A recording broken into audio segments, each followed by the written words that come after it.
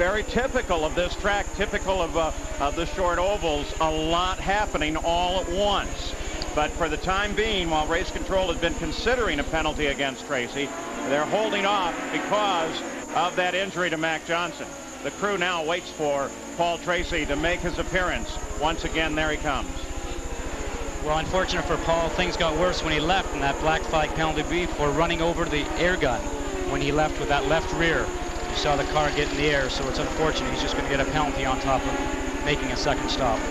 Boy, and that's just absolutely devastating. Paul Tracy looking over. I think he's trying to find Mac Johnson, Jack. Well, right now, Paul Tracy is trying to get his contact under control. He does light it up, but this is a very difficult several moments. Now, they are continuing to work on Matt Johnson, and what they're doing is they're inspecting his right lower calf and ankle. You know, we've got a great IndyCar safety team, and no sooner had this happened than the IndyCar safety team was already on the spot. Real quick action. Everything, believe it or not, guys, is under control down here. Now, one of the interesting things about this, and everybody's got to know, Paul Tracy is a professional. As sorry as he is because he hit his crewman, and it's kind of inexcusable in a way, but by the same token, he's got to go back and do a professional job, be a race driver, and keep going to try to win the race. Get a view there of Greg Moore.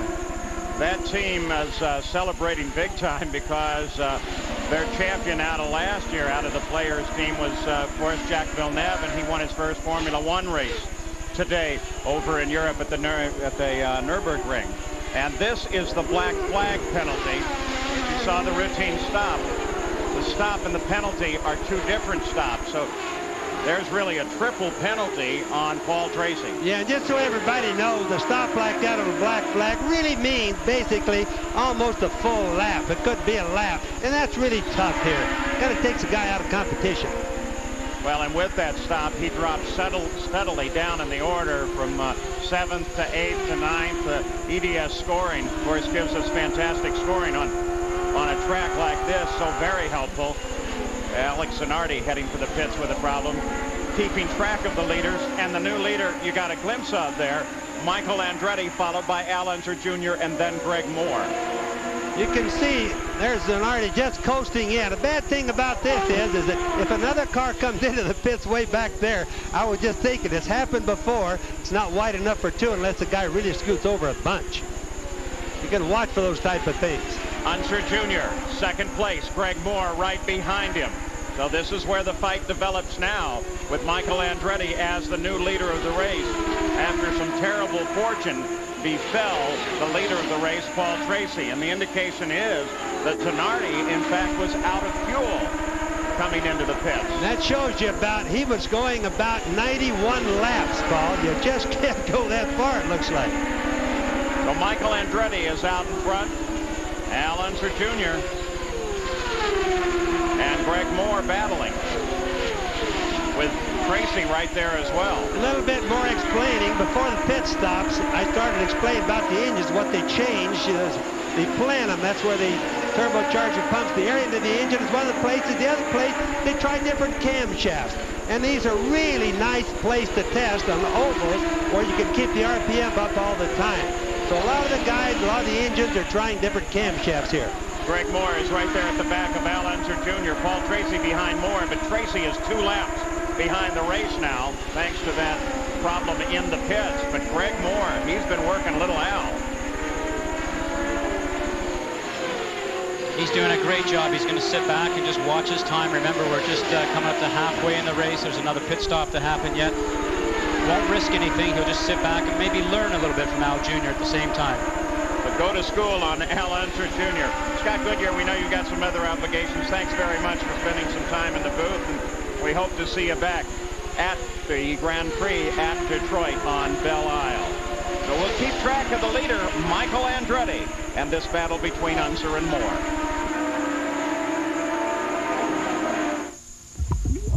If more top mechanics use one motor oil over any other brand in their own cars and trucks, maybe it's time you changed your oil.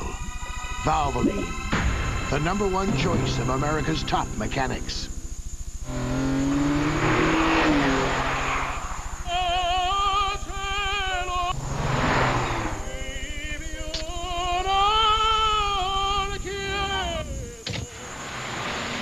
Remember, it's not only how fast you can go, it's also where you can go. The new Honda Passport with standard dual airbags and one powerful V6 engine. Oh, there. It's a simple concept. The bigger the hole, the easier air can flow through it. That's the idea behind Dynamax, the performance exhaust with the open airflow. Dynamax. Its patented open design maximizes your engine's full power potential, so you can really haul. Performance exhaust systems, engineered by Walker. Dynamax. Hi, I'm Buddy Parrott. I'm here to tell you how to get renewed performance from your car or truck with Restorer's Engine Restorer and Lubricant. Now, I can't promise you'll go from this to this, but it will renew compression, horsepower, and overall engine performance to near original levels. Designed for older, high-mileage vehicles, Engine Restorer works with all PTFE products. Automotive performance is my business. Take my advice. Use Engine Restorer and feel the difference in renewed power. What do you get when you cross a high-quality conventional motor oil with an advanced formula synthetic? A revolutionary oil that protects better than regular oils, yet costs less than full synthetics. DuraBlend from Valvoline. Valvoline's the #1 choice of top mechanics. We're back at Nazareth. Coming up next, we'll have some of the greatest moments in the history of sports television.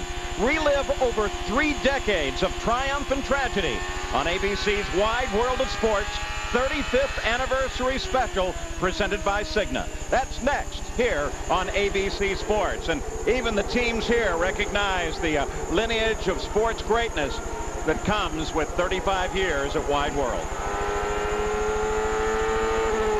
Here's the leader of the race, Michael Andretti, as 104 laps are complete. We're just past the halfway point, 200 laps, 200 miles. Race record here is held by Nigel Mansell at 158 miles an hour. Let's go on board with Christian Fittipaldi. And we'll ride with him in 6th place. He's looking for Bobby Rahal up ahead on the track, but boy, look how the leaders come flying through there. I mean, this is a 6th place car. That shows you how much faster the leaders are. Yes, well, there goes Greg Moore. Unsure than Moore. You would have to. Christian is not up where he belongs on the track, Paul. He's in a slow groove, going very slow. Very slow doesn't mean really slow. Let's go to the pits once again, get an update on that situation in the Penske pits. Jack? Well, Paul, it's real good news. Matt Johnson, who the team calls Sven. Now, I said he was the left front tire carrier, actually tire changer. Let me tell you, he got hit so hard, he was actually in the left rear and was catapulted to the front of the car. I spoke to him as he was going to the infield infirmary. He said it is his left knee that is twisted about, but he said he's okay. Gave the thumbs up signal to everybody as he went down pit road, and that's real good news, Gary Gerald. Christian Fittipaldi, Jack, has come in, and they're changing all 4 tires. There seemed to be some confusion from the crew. I suspect that being the case, he may have suspicion, he being Christian, that a tire might have been going down. He gets the fresh rubber, and he's gone. Now, just so everybody knows on this going down, these tires have no inner liners, no tubes. They're also very, very thin, not much rubber on the top. Of course, no tread. So it's easy to puncture one. One little rock will get us what we call a slow leak, or like Gary said, they go down. Well, Christian Fittipaldi had just been in the pits about 25 laps earlier. Here's how they fared in and out of the pits. Andretti into 2nd, came out in 1st. Al's stop was 13.9 seconds, and among the leaders, only Bobby Rahals was faster at 13.79. So there's a summary of the first round of regular stops. We're at 110 laps. Michael Andretti is the leader, followed by Little Al, Greg Moore, Emerson Fittipaldi. Bobby Rahal is 5th. Remember, his last win came here 54 races ago. Paul Tracy sits in 6th now, but remember, too, he's a lap behind the leader. He's able to make up one of the 2 laps he went down. Scott Pruitt is just behind Jimmy Vasser, who's in 7th. Adrian Fernandez is now 9th, and Fernandez started in 18th.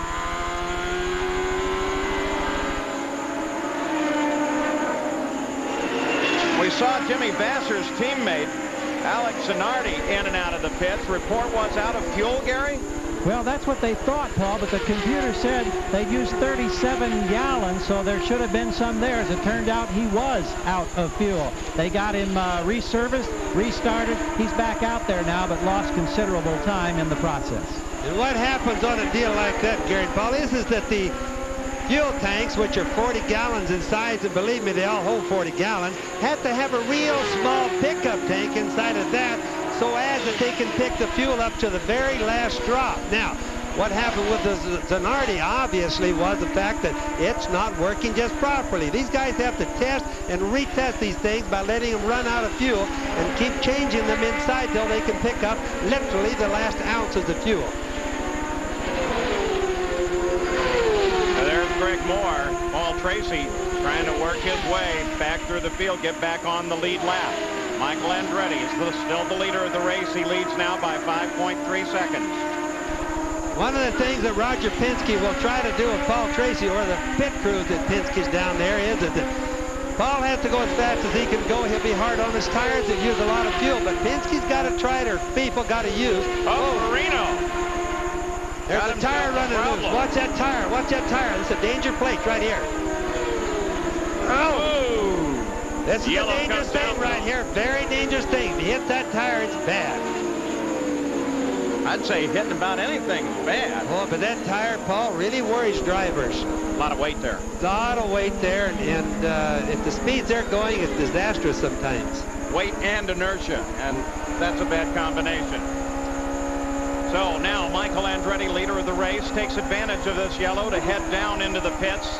80 miles an hour, the speed limit on the pit road as Michael Andretti rolls toward Gary. Well, Paul, how fickle this business of motorsports can be. Remember the last time Michael was in, he stalled the engine. We thought it would be so costly. He ends up being the race leader after the problems for Paul Tracy. Now he's off to Jackson Hole. This is a sensational stop, 10.5 seconds.